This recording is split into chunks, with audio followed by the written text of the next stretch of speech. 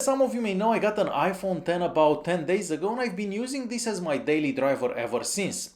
But before this, the last iPhone that I had was the iPhone 4S, so it's been a long time since I had an iOS device. So today I want to share with you my experience with the iPhone 10 after I've been an Android user for over 6 years. First of all, the build quality. So the phone feels just as good as a high-end Samsung device or LG device or anything like that. And I kind of like the size of this phone because we get a 5-inch screen but not a big phone. So it's very easy to use this holding it in one hand. Now, I wish there would be a plus version of this phone because personally I prefer bigger phones and I would like something with a 6.2 inches screen. And since we are talking about the screen, well, in my opinion, the screen looks absolutely gorgeous and on par with a lot of high-end devices from Samsung.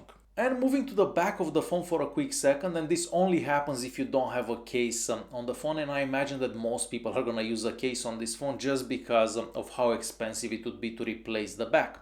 So anyways, the cameras aren't flat wood glass, and that means that you can't exactly lay this flat on the table because whenever you're trying to type, the phone kind of moves, and it is a bit annoying if you don't have a case on it. Moving on to one of the biggest features for the iPhone 10, and that's the Face ID. Well, at the beginning I was kind of skeptical about it and I didn't actually believe that it would work. But after using this for about 10 days now, I am in love with it and it works very well. Well, with a couple of exceptions. The exception has to do with whenever you're wearing sunglasses, but there is a very simple fix for it. You just have to turn off an option under settings and then it works great. And these days I don't even notice that I have the Face ID, so I basically just lift up the phone and unlock the screen. It does work very well, and you can actually use it for other apps like PayPal, your banking app and so on. So the Face ID, it's pretty awesome, and I can only imagine how good my Samsung Galaxy S8 Plus would be with that feature. Another thing I love about this phone and basically iOS is the Airdrop, because I also use a Mac, so sending pictures or videos from the iPhone to the Mac or from the Mac to the iPhone, it's done so easy. And this is something that I wish I would have on Android as well, because transferring files from an Android device to a Mac doesn't work that well, as some of you may know. And going back to the Face ID for a quick second, I forgot about this feature. So if someone else picks up your phone, the phone will display whatever notifications there are. So it will show you that you have like a Twitter notification, a message, or whatever. But if the phone doesn't see your face, it's not going to show those notifications. Like, it's not going to display what the notifications are. As soon as the phone sees your face, those notifications actually show up, so you can see if you have like a message and you can actually read the message or whatever Twitter notification and so on.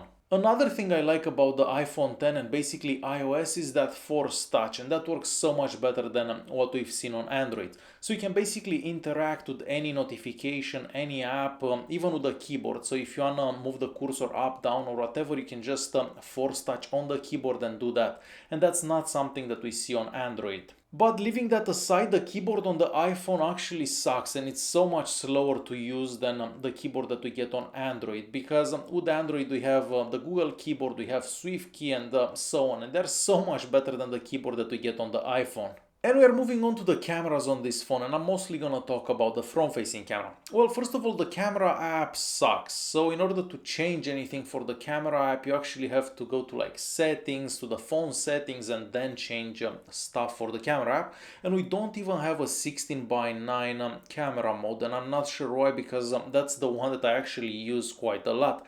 So the camera app, it's not the greatest out there. With my Samsung phone, for example, if I just say cheese, the phone will take a picture. With the iPhone, well, you can't exactly do that. And just the fact that you have to go to settings, like the phone settings, and then look for camera and then change the settings, it just feels so left behind. But leaving that aside, the camera app on the iPhone has some very cool features that I haven't exactly seen for Android devices. Of course, we have the portrait mode on some Android devices as well, and well, I guess it works better on the Pixel when comparing it to the iPhone, because the iPhone doesn't detect the edges that well.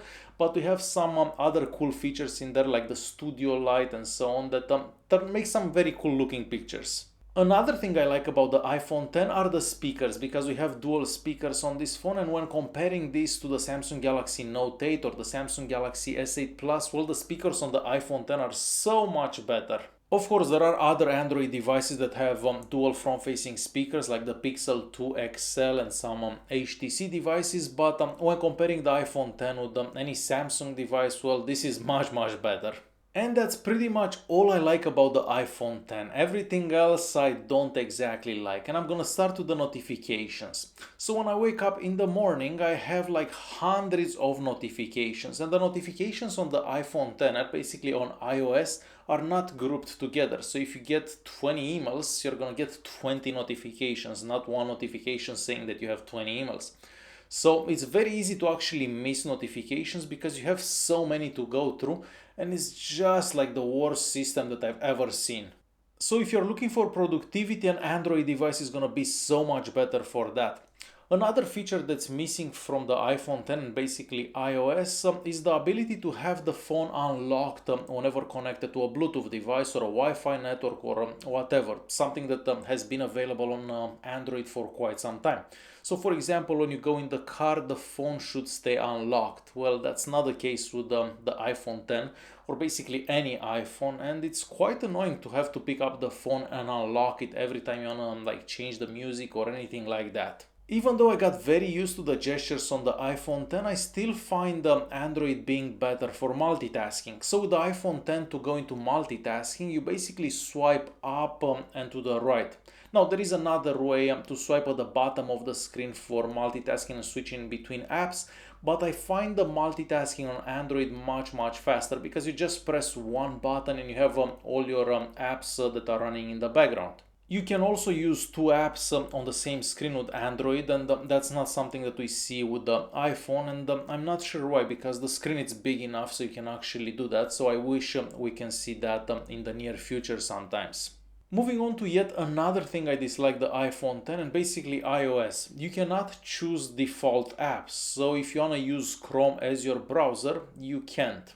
I mean, you can use it now, but if you're opening a message and you get a link, you're gonna press that link and all of a sudden you're gonna have Safari opening instead of Chrome, the one that you're actually using. Of course, this is not gonna be an issue for everyone, and mostly if you've been using Safari the entire time and you don't really care for Chrome, but I imagine that a lot of people actually like using Chrome. And the ability of just selecting default apps should be available. And there is more that I don't like on the iPhone 10 and basically iOS. So first of all, we don't have a notification light and we don't have the possibility of having the screen always on. So the always on display that we've seen for a lot of Android devices.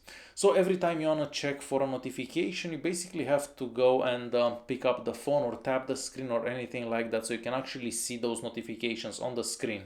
And since I'm back talking about the screen, well, these icons are the exact same icons that we've had on the first iPhone, and you can't actually move them wherever you want on the screen. So for example, if you want like Skype at the bottom here, you can't do it for some reason. We can have widgets. I mean, we have those widgets to the left that if you swipe left from the home screen, but it just feels so left behind. So if you have like 500 apps installed on your iPhone and you don't really want to make folders, you're basically gonna have like 100 pages and keep swiping to get to that particular app. It just feels so stupid. And wait for it, there is more. This is the slowest charging phone I've ever had. I mean, I've had a lot of cheap Android devices that take like 4 hours to charge. Well, this is just as bad as those.